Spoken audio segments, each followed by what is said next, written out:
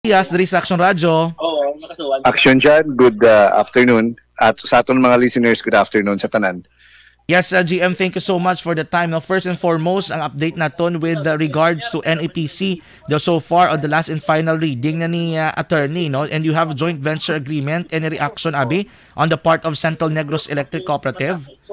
So we're happy that Grace Poe, Senator Grace Poe, nag-endorse positibo nga nag-endorse sa aton nga franchise applications ng NEPC.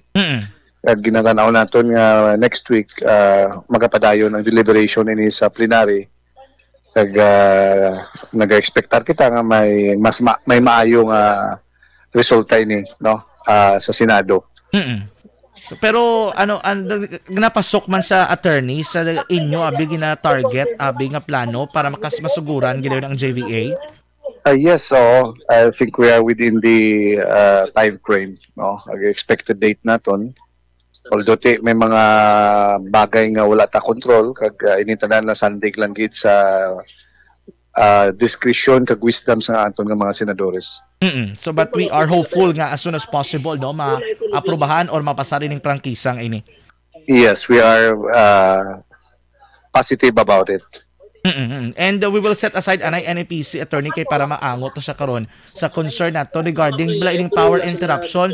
They say nga kay niton sa panahon the abnormality sa gulpi lang changes sa temperatura affecting sa power supply. Attorney, may mga complaint nga nagalambot diri sa aton even siguro sa Sineco nga may mga unscheduled power interruption for the past few days kasi sige. Ano di attorney ang nagakatabo subong? Well, we have to atong Sabado nga adlaw nga may ara kita 2 ka oras nga pagkadula sang kuryente. Aton gito patigayon ang maintenance, preventive maintenance naton sa 69 kV line. Nga naga-apektar sa aton nga 5 ka feeders, no. So hugod daton to interrupt agud to nga makakayo kita panghugot sa mga wires naton kag mga insulators, no. Ang mga loosen or anang may mga hotspot nga area, ginpatigayon nato ng pagpanghugot kay kung halog ang mga aton da nga mga aparatos ng mga ekwipo o kung mga paraphernalia sa aton nga linya, nagatuga ini sa pagkasunog kag eventual pagkabugto sang wire. As what happened sa tong incident sang panaad tubla naton sa Abril. Kinalikdan nga I think that was April 17. No, nga naglawig ang pagka-brown out, no. Then nagsundan pagid sa isa sa aga, no. Amo man to sa may Bangga Kurito ang insidente nga natabo. So we are already anticipating mga kasubong mga scenario. So subong pangadaan ginatanaw naton ang mga aktibidades nga pwede naton ma-preempt, no, kag maabansi naton pagpangaman ng kaso gid man may amos na insidente, at least maghangahan or malikawan. Actually ang amon gina-objective nga malikawan gid siya, no. Ana mention mo attorney no nagakasunog o kung nagabaga ini labi na mga overloaded nga mga transformer, it simply means nga even siguro ang temperature naton is affecting it. Duha ka bagay action dyan. No? Number one, ang demand sa linya taas katama tungod sa demand sang aton nga mga consumers. So, kabalo makita subong perting init. So, ang iba nagkakambyo na instead electric fan nagabakal na aircon or ang aircon nila ilisan nila sa mas taas ang kapasidad. Then wala untat ang refrigerator, kinanglan bugnaw nga mga ilimnon, pagkaon. So ang demand sang panimalay nagsaka. Kumo ini siya maagi sa feeder, ang linya naton dako man nga load ang nagaagi sini. So ang stress niya nagataas. Plus ang bakduton siya sang init sa adlaw nga temperatura, abnormal nga temperatura, nagadugang ang stress kag tension sa aton nga mga wires. Nagatuga ini siya sa pagka kung halog-halog siya, create siya sang heat, kag fire, and then eventually utdo niya. May mga sa ara makita mga transformers nga to anay normal lang iya sila ang capacity and requirement naton kay kumo normal ang demand. Subong abnormal ang demand, ang threshold sang iyang capacity naglapaw na.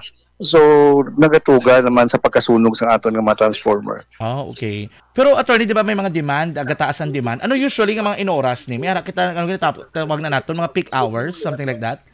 Tatlo ina ka peak hours ang Sineco. Alas 10 hasta alas 12, alas 2 hasta alas 4, alas 5, alas 6 hasta alas 7:30 hasta alas 8. Okay. Amo na ang aton peak hours. So sa nga mga peak hours, anong aton i-expect or expect mga unscheduled power interruption or case abi naga-fluctuate ang supply, something like that? Dira ang challenge because may mga areas nga ang imong distribution transformer nubo ang capacity sa demand nga ginapangayo sa sinang peak hours. So subong ginatanaw na as part sa ato nga strategy nga may mga load testing na subong nga pagkahimuon kay na nagpatigayon kita meeting sa aton nga mga linemen, sa aton mga engineers, kag nag-issue na ko memorandum sa aton nga mga personnel sa pag-render ng overtime. Nag-create kita sa mga response teams, nag-create kita sa mga troubleshooting nga mga personnel nga ma-responde sa during sa kagabihon. Kag may dedicated kita nga teams para sa load testing sa aton nga mga transformer. Antisiparon naton nga daan, diba? Kag kung ma-implementa tani kag mayo man bala kay nagpa-reserve man ganing NEPSI sa pagpadalaman sa ilaman nga teams agud mag-augment sa aton diri sa Bacolod. Especially Bacolod area.